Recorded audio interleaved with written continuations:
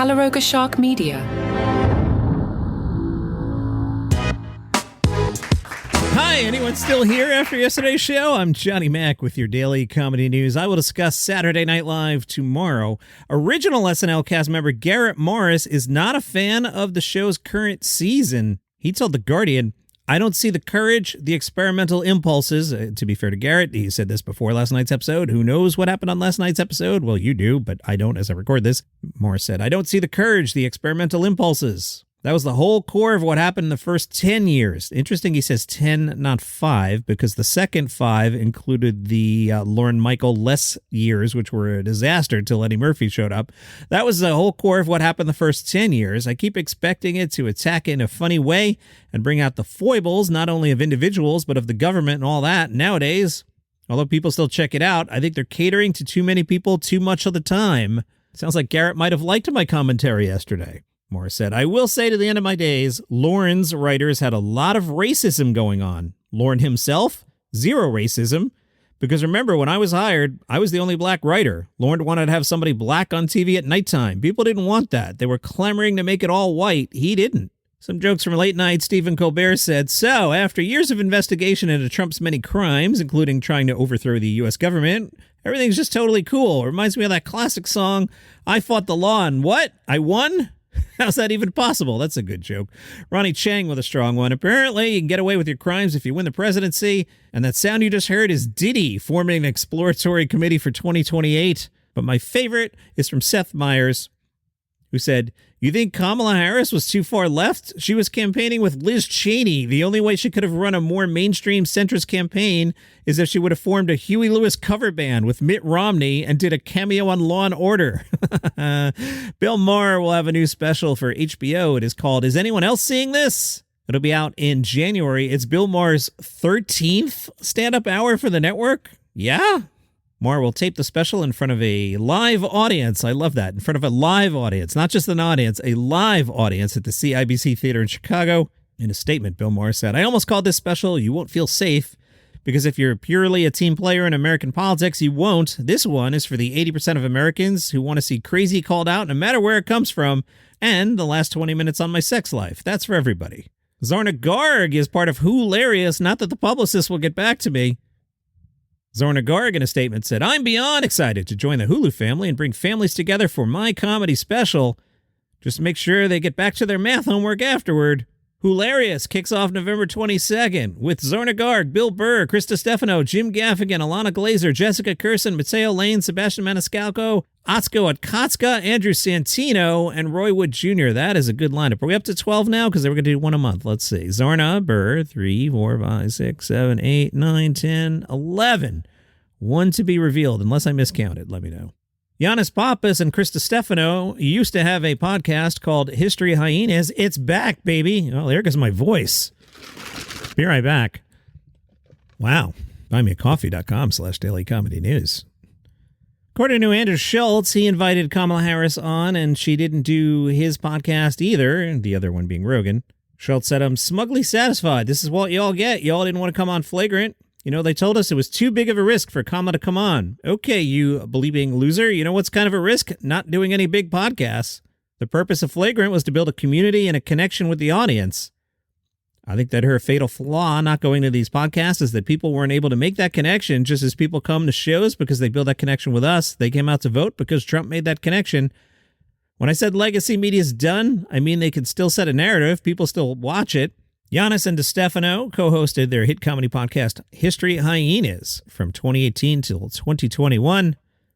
On History Hyenas, the two comedians go wild for history and nature and tech and all things historical and natural in a way you never thought was possible. Well, all of a sudden they're back. The new episode covered the history of October surprises. Here's a surprise. I misbalanced the script today. I'm one story short. I need to do one more. All right, let me pull up something from Monday's script. Ricky Lindholm, you know her from Garfunkel and Oates. She announced her new comedy album, No Worries If Not, and it comes out March 14th. Now, on the one hand, I want to go, you announced that kind of early, didn't you? On the other hand, I'm the guy that already asked Nate Bargatze's publicist, could he come on my show 6 months from now? The album explores themes of family, aging, motherhood, and more, all with Lindholm's trademark wit and dark humor. Ricky says, I'm so excited to release my first solo album, No Worries If Not. With this album, I wanted to bring humor to some of the more personally, historically isolating experiences that women face, including infertility, aging, and motherhood. I hope people will find not just laughter, but a sense of solidarity through these songs, which aim to distill complex topics in a lighthearted and honest way. Making this album felt scary and vulnerable, but also like a natural creative evolution for me, and I can't wait to share it with everyone in 6 months.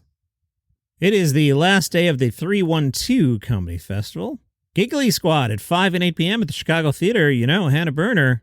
Married to my new bestie, Des Bishop. Steve O's at the Riviera at 7. Josh Wolf, he's fantastic at Park West at 7. And Skinbone at Zany's Downtown at 7. I'm not familiar with Skinbone. Skinbone is influenced by legends such as Richard Pryor, Jim Carrey, Tyler Perry, Kevin Hart, and Bernie Mac. Skinbone aspires to follow in their footsteps, blending comedy and influence to leave an indelible mark on the world. Apparently, he had a successful viral video called I'm From the Trenches. Meanwhile, the New York Comedy Festival continues. I left you with a cliffhanger yesterday where I was about to click on the Mr. Rogers Variety Hour, which is the Brooklyn Art House at 2 p.m. Let's see what that actually is, because I don't know.